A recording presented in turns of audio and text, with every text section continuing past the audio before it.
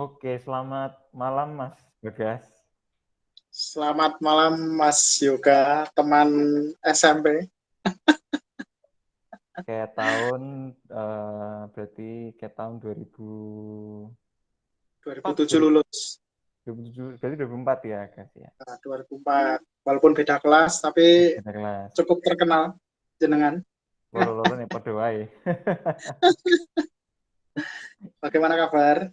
Kabar baik, gimana kabarnya? Sehat, sudah sehat ya? Sama-sama. Wah, sehat. Sehat semua Bang Estudi pun harus Sempat kena sehat COVID ya. juga nggak? Apa? Sempat kena COVID juga. Puji Tuhan belum dan jangan. Tapi untuk Bapak Ibu kemarin sama bule belum lama sempat kena juga. Keluarga di Hmm, Tangerang juga sempat kena juga semua. ya moga-moga sehat lah. Sudah Amin, pulih lagi dan amin. sehat ya.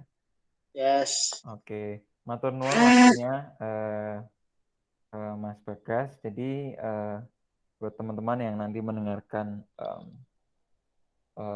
obrolan kita ini, Bagas dan saya ini sama-sama alumni dari SMP Pangudulur 1 di Klaten. Uh, dan saya ngamatin Bagas ini dari sudah cukup lama berwirausaha macam-macam. Dan orangnya ngotot sekali gitu ya, ngotot sekali, kelihatan sekali untuk sebagai pengusaha muda. Nah, hari ini kita akan ngobrol banyak tentang seputar Bagas dan usaha-usaha yang dilakukannya dengan harapan nanti kalau kita bagikan obrolan ini lebih banyak lagi teman-teman yang bisa berani gitu ya dan Siap. makin yakin gitu ya guys untuk Yes, berwirausaha. betul. Ya, oke. Kita mulai obrolannya.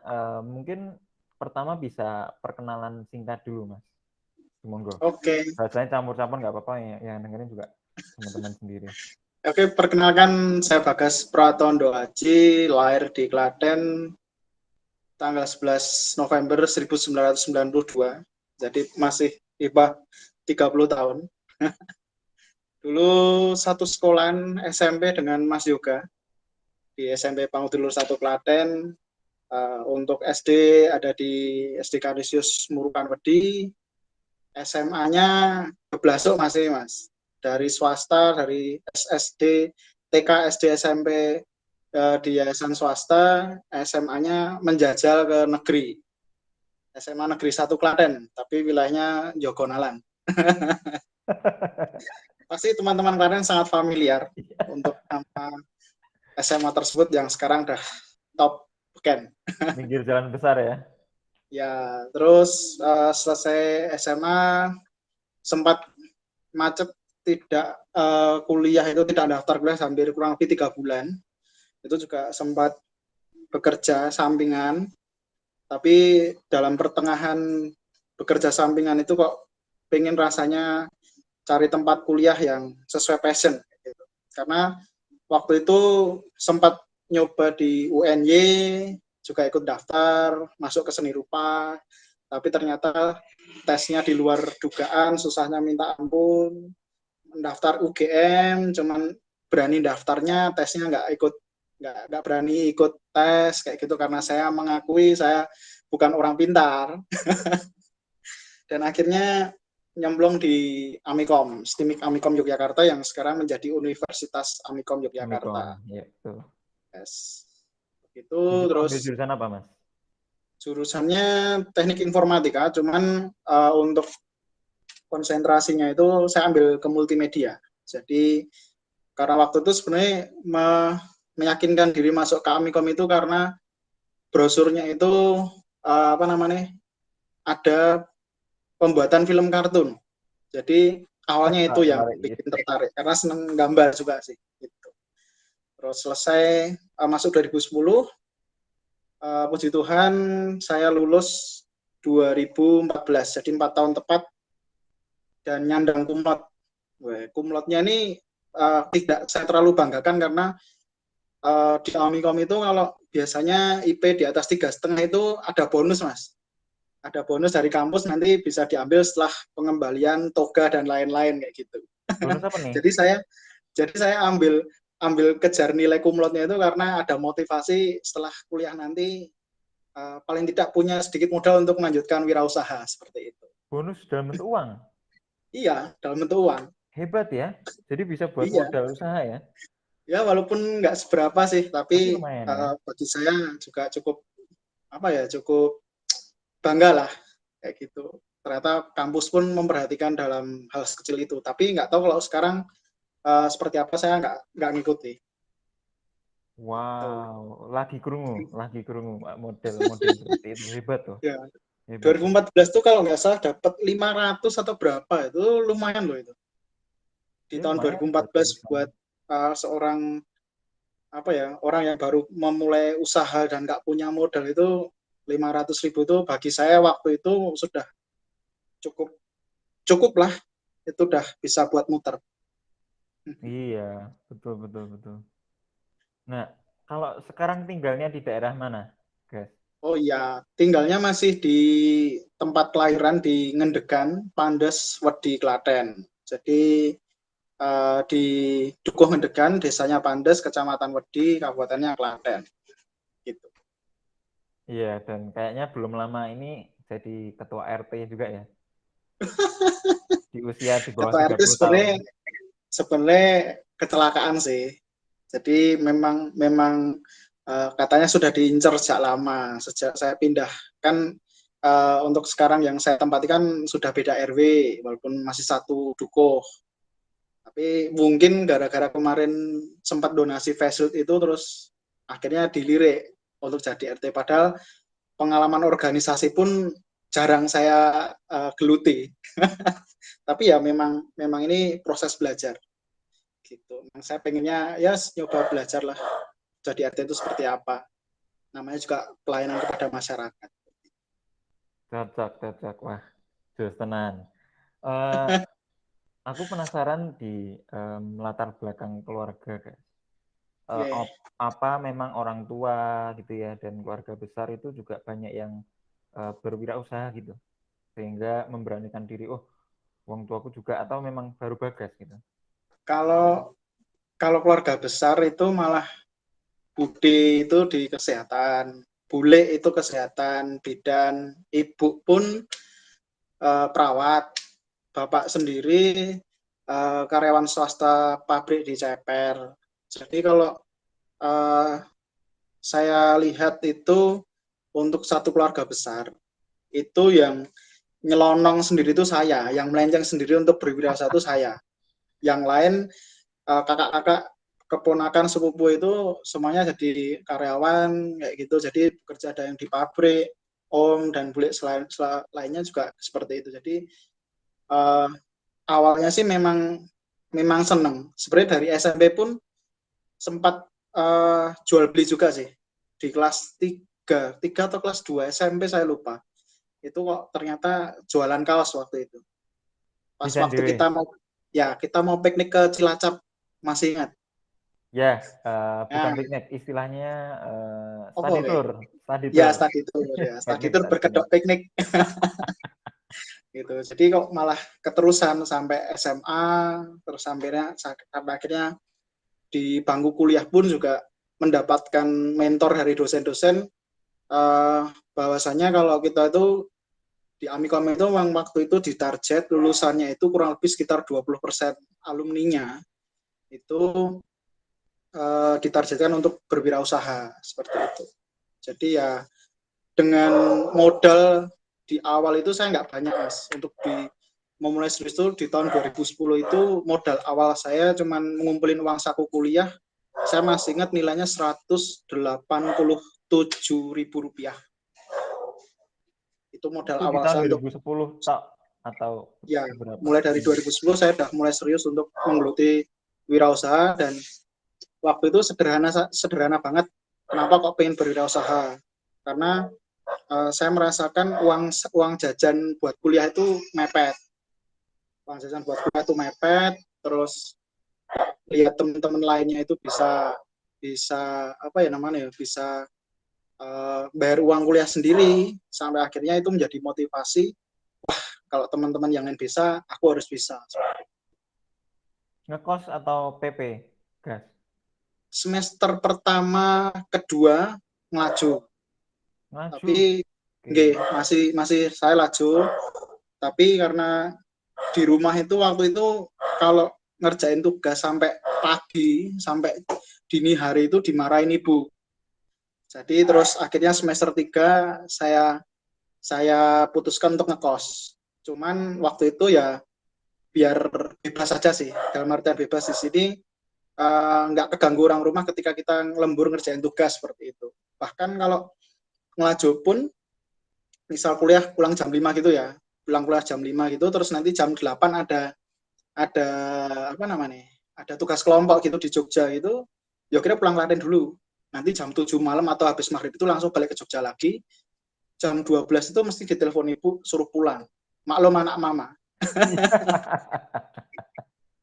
Gitu. Jadi ya wes sampai akhirnya wes lah ngekos aja lah. Cuman kos cuman bertahan 1 tahun aja karena ternyata ngekos itu buatku malah jadi tambah runyam untuk masalah kuliah. Kelihatan malesnya kalau nggak dihadapin sama bapak ibu. Iya, iya, iya, iya. Ada kontrol Gitu. ya dari orang tua ya. Yes. Hmm. Kita nanti masuk ke yang ada di belakangnya Bagas ini semua di display. Cuman saya masih tertarik dari yang latar belakang tadi ya. Tadi kan ceritanya itu belum ada keluarga yang berwirausaha macam-macam. Itu kan aku yakin apa ya, pasti nggak gampang ya untuk meyakinkan orang tua dan seterusnya. Ya betul. Tapi kalau aku lihat kan tadi Bagas cerita kan sudah mulai seneng gambar gitu ya, mulai dari sekolah, desain-desain gitu ya buat teman-teman, dan terus bisa menghasilkan uang dari situ gitu ya. Um, Gimana ngobrolnya dengan orang tua, terutama kan kalau dari SMA ke kuliah ya, karena kan mau Ya. ngambil mau ngambil kuliah di mana dan jurusan apa itu kan nanti cukup menentukan ya, biasanya Ya. menentukan karir ya. Meyakinkan bahwa aku memang duwe hobi ning kene dan iki nek tak tenani nanti aku wirausaha itu bisa jadi duit gitu. Meyakinkan orang tuanya gimana? Ataukah ada penolakan juga di situ? Nah, ini Kadang-kadang orang tua kan ada juga, orang tua kan kadang-kadang tapi yo hobi udah di hobi tapi nyambut gayanya Jokowi gitu kan, kadang-kadang gitu ya. Coba gimana? jadi gini, uniknya itu ibu terutama yang dorong saya untuk jadi perawat. Hmm. Awalnya disuruh dipaksa sekolah keperawatan. Tapi karena riwayat dulu kelas 1 SMP mungkin kondang di PL, pernah operasi jantung. Iya, kelingan banget, kelingan banget. Saya jadi Parno. Parno lihat Hmm. alat-alat kesehatan kayak gitu. Jadi sama darah pun sampai sekarang detik ini belum berani untuk donor darah. Jadi waktu itu udahlah aku nggak mau kuliah keperawatan gitu karena memang ada satu hal yang aku takuti walaupun belum dicoba. Cuman Hmm. saya pun daftar di Amikom, itu pun juga orang tua nggak ada yang tahu. Jadi Oke. tiba-tiba saya nagih surat, ngasih surat sama ibu, udah ngasih tahu bu aku keterima kuliah di Amikom. Terus kaget, lah uang kuliahnya berapa, uang masuknya, karena ketika daftar di negeri itu kan waktu itu apa ya, yang pakai sumbangan itu loh, Ya. mandiri, seleksi mandiri itu ibu wanti-wanti pokoknya sumbangan, kamu harus nulis sumbangan di kampus itu jangan lebih dari 5 juta kayak gitu. Jadi memang latar belakang memang ya mungkin ada kesulitan ekonomi juga untuk orang tua, namun ya wis lah, yang penting aku kuliah kayak gitu. Toh di Amikom yang saya banggakan di awal-awal itu wah aku lah yang ngomong kayak apa. Tapi ternyata setelah masuk, waduh pusingnya minta ampun, gak sesuai harapan kuliah di Amikom.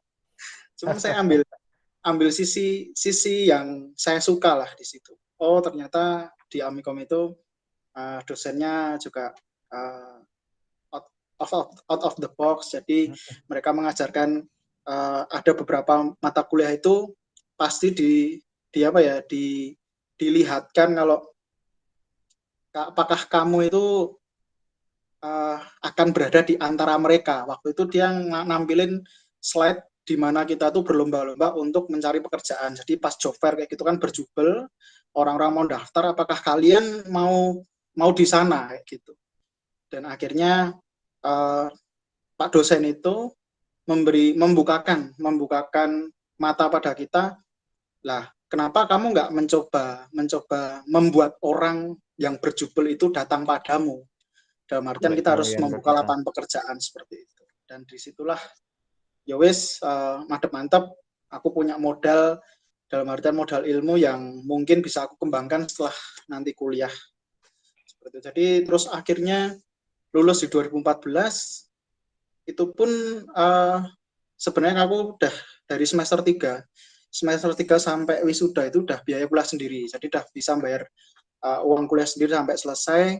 Dan Hebat. itu pun ternyata nggak cukup untuk memuaskan bapak ibu, karena sampai di 2016 itu saya masih ingat sempat cekcok sama bapak ibu karena usaha waktu itu mulai tidak bisa dijaga karena nggak bisa Hmm. berjalan semulus semulus itu. Waktu itu banyak hutang juga, sempat terlilit hutang.